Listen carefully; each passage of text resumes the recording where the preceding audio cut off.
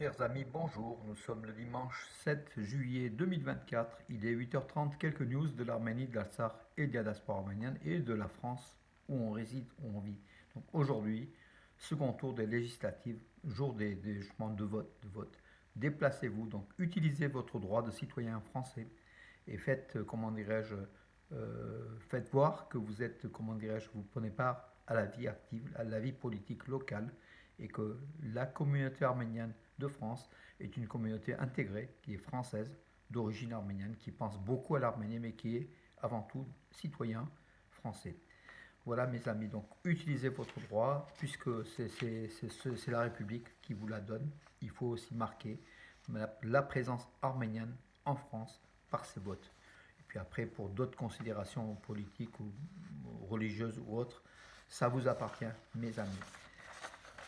Vaken Stepanian, le peintre, donc notre ami peintre arménien ici à Bourg-les-Valences, donc le Dauphin libéré par la signature de Jérémy Liu, a fait un très bel article, donc voilà, sur son exposition qui est en cours, sa carrière, hein, aussi, voilà, c'est un peintre que j'aime bien, que j'ai plusieurs tableaux d'ailleurs de Vaken chez nous.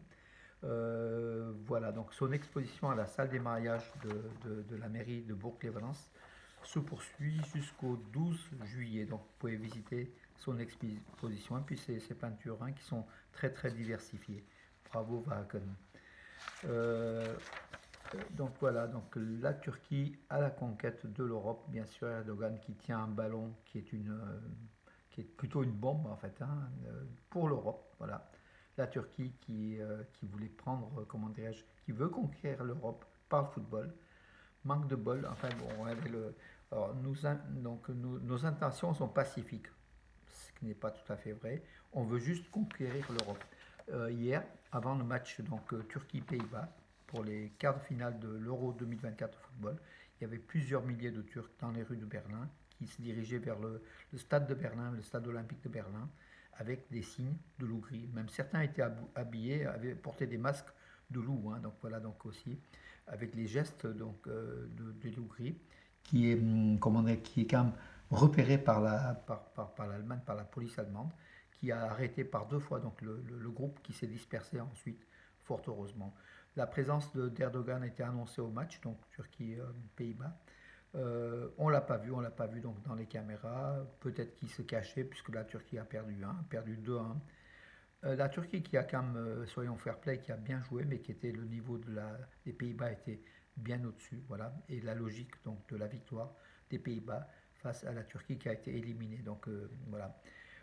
Et mon ami Rostov Iliozer, qui suit aussi donc les médias turcs, affirmait que dans de nombreux stades en Turquie avec sur écran géant, le match était transmis. La Turquie beaucoup croyaient qu'ils allaient en demi-finale, qu'ils allaient même remporter l'Euro 2024. Ils ont été déçus 10 minutes après le coup de sifflet final. Il n'y avait plus personne dans les stades de Turquie. Voilà donc pour dire la déception des supporters qui étaient fanatisés en fait, hein. Ils sont fanatisés, ils ont l'impression que l'Europe leur appartient. Voilà, ils ont conquis l'Arménie occidentale. Ils ont conquis donc toute cette terre grecque, arménienne, assyro-chaldéenne. Et puis voilà, et leur conquête continue aujourd'hui à travers le football. Mais l'esprit est là, l'esprit des loups gris, c'est l'esprit de la conquête turque qui part des monts de l'Altaï, de l'Asie centrale, jusqu'en Europe. Et l'Europe est dans le viseur de la Turquie. Fort heureusement, la France, l'Allemagne commencent à comprendre le vrai mobile des Turcs. Voilà. Et bravo à l'Allemagne en tout cas d'avoir interdit ces manifestations, d'avoir dispersé. D'ailleurs, la ministre de l'Intérieur d'Allemagne a dit que ces signes n'ont aucune place ni dans les rues ni dans les stades, surtout en Allemagne. Aliyev prévoit d'installer illégalement environ 20 000 Azerbaïdjanais en Artsakh occupés d'ici la fin de l'année. C'est ce qu'il a déclaré hier à Chouchi lors d'une rencontre des pays turciques. Alors, avec le patronage de l'Occident, Pachinian répondra à la demande de l'Azerbaïdjan et de la Turquie pour l'arrêt de la centrale de Metsamor. Donc, c'est ce qu'affirme le journal arménien d'opposition, hein, Rabarak. Donc, l'Europe, d'après ce journal, il y a des accords qui ont été conclus pour que justement la centrale thermonucléaire de Metsamor en Arménie, la seule centrale de Transcaucasie, du Sud-Caucase, soit arrêtée. Et les Américains vont pouvoir faire des mini-centrales pour l'Arménie, mais ces mini-centrales ne sont pas très efficaces d'après le journal. Voilà, donc aussi 40% de l'énergie de l'Arménie qui est produite aussi par la centrale thermonucléaire de Metsamor.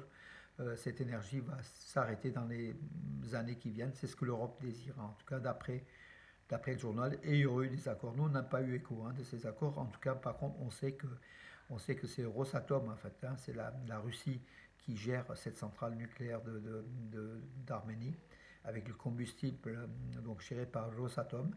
Et la Russie désirerait peut-être aussi fermer cette centrale, puisqu'en fait, entre Yerevan et Moscou, rien ne va, et que Yerevan se tourne plutôt vers Washington et vers Bruxelles. Nicole Pachinian, le Premier ministre arménien, a félicité le nouveau président de l'Iran. Il a affirmé dans une lettre en fait de félicitations pour son élection à la tête de l'Iran. Je suis sûr que les accords conclus entre l'Arménie et l'Iran seront mis en œuvre grâce à des efforts conjoints.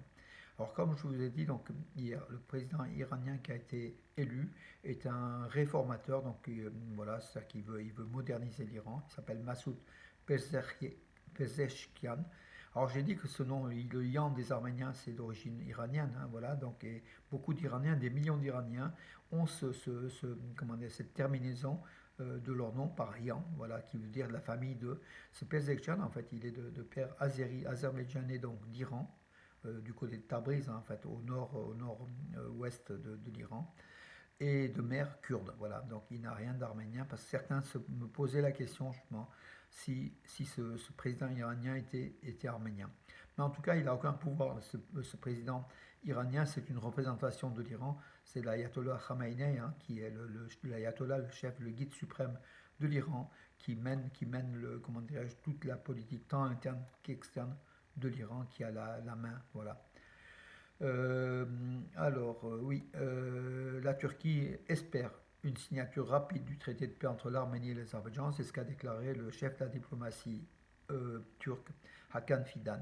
Donc il a déclaré hier à Chouchi, il était donc au pays, donc à la rencontre des pays turciques, où Aliyev a paradé une nouvelle fois. Voilà, à noter, peut-être, on ne l'a pas vu, mais il était signalé la présence de Orban, le président pro-russe et pro-azéri de la Hongrie, qui a fait d'ailleurs un barrage contre l'Arménie pour le vote de 10 millions d'euros d'aide militaire à l'Arménie. En fin de compte, il a enlevé son veto pour obtenir par contre quelque chose pour Aliyev, son ami Aliyev, donc les dictateurs.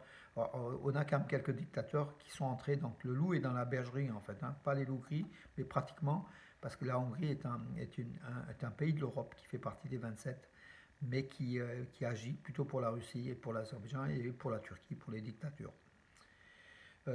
Comme ils descendent aussi, ils ont d'origine Han, donc les Han sont les Turcs, les ancêtres des hordes de Turcs, des Han, voilà. Alors, l'Arménie se rapproche bien sûr singulièrement de Washington. Du 15 au 24 juillet, l'exercice militaire conjoint arméno-américain Eagle Partner 2024 aura lieu en Arménie. C'est pratiquement une première, voilà, que les Américains décident de faire ces manœuvres en Arménie. Il y aura quand même pas mal de monde, voilà, donc aussi qui va déplaire à Poutine, à la Russie. Donc c'est un virage complet de l'Arménie, des proches de l'OTAN, qui se rapproche de l'Europe et de l'OTAN et des États-Unis, bien sûr. Il est difficile de cacher le sentiment de fierté en voyant les garçons, affirme Armen Khachaturian. Armen Khachaturian, c'est un député donc arménien qui s'est rendu à la frontière arméno-azérie dans la région de Tavouche, donc où des barbelés ou des murs ont été mis en place. Une frontière a été mise en place avec des gardes frontières arméniens qui sont là, qui sont à leur poste dans cette région de Tavouche à défendre le territoire souverain de l'Arménie. Voilà, le député est ému. Il soutient quelque part aussi la politique de concession territoriale de Nicole Pachinian, derrière cette fierté.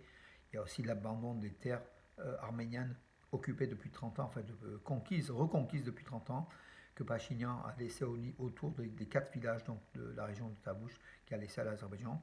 Or, l'Arménie a présenté pour 31 villages une demande à l'Azerbaïdjan, des villages qui sont soit encerclés, soit contrôlés par l'Azerbaïdjan, soit sous la menace des tirs azéris. Bakou n'a toujours pas répondu. Voilà, les concessions sont de façon unilatérale. Pachinian à tout prix veut la paix et est prêt à faire des concessions, Mais là, les frontières réelles physiques ont été mises en place sur 12 à 14 km dans la région de Tavush. C'est aussi, ça délimite bien les frontières entre l'Arménie et l'Azerbaïdjan. L'opération devrait se continuer, mais a priori, c'est en panne. Donc aujourd'hui, donc on ne parle plus de mise en place de bornes frontières ou de barbelés. Voilà mes amis pour aujourd'hui. Encore une fois, donc voilà, donc votez, votez, votez, c'est votre droit, utilisez votre droit.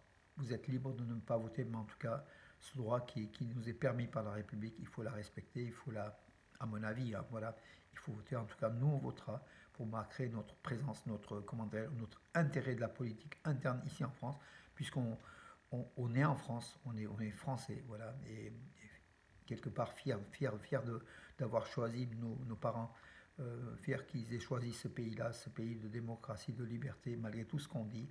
C'est l'un des plus beaux pays du monde. En tout cas, allez à l'étranger, revenez et vous verrez la différence.